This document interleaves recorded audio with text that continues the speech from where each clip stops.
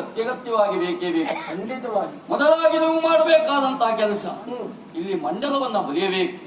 ಆ ಮಂಡಲದಲ್ಲಿ ನಾಗವಲ್ಲಿಯನ್ನ ತಂದು ಕುಳ್ಳಿರಿಸಬೇಕು. ಸರಿ, ಅವಳನ್ನ ಕುಳ್ಳಿರಿಸುವ ಬಗೆ ಹೇಗೆ? ಆ ಕಡೆಯಲ್ಲಿರುವಂತಹ ನಟರಾಜ ಅಭಿನವ ತನ್ನ ಪ್ರೇಮಿ ಎನ್ನುವ ಹಾಗೆ ಭಾವಿಸಿಕೊಂಡಿದ್ದಾರೆ. ನಾನು ರಾಜರಾಜೇಂದ್ರ ಭೂಪಾಲ ಎನ್ನುವ ಹಾಗೆ ತಿಳಿದುಕೊಂಡವಳು ನನ್ನನ್ನ ಕೊಲ್ಲುವುದಕ್ಕೆ ಬರ್ತಾ ಇದ್ದಾರೆ ಅಂತಾದ್ರೆ ಅದಕ್ಕೆ ಸರಿಯಾದಂತಹ ಸೂಚನೆಗಳೊಂದಿಗೆ ನಾವೆಲ್ಲರೂ ಸೇರಿ ಮುಂದುವರೆದಾಗ ಮಾತ್ರ ಇದಕ್ಕೊಂದು ಅಂತ್ಯ ಹಾಡುವುದಕ್ಕೆ ಸಾಧ್ಯತೆ ಉಂಟು.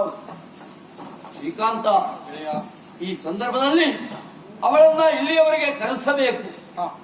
ಜೊತೆಗೆ ನಿನಗೆ ಇನ್ನೂ ಒಂದು ಅನುಮಾನ ಉಂಟಲ್ಲ, ನಿನ್ನ ಹೆಂಡತಿಯಾದಂತಹ ತ್ರಿವೇಣಿ ನಾಗವಲ್ಲಿಯಾಗಿ ಬದಲಾಗಿರುವಂತಹ ದೃಶ್ಯವನ್ನ ನೋಡಬೇಕು ಎನ್ನುವ ಹಾಗೆ ಯೋಚನೆ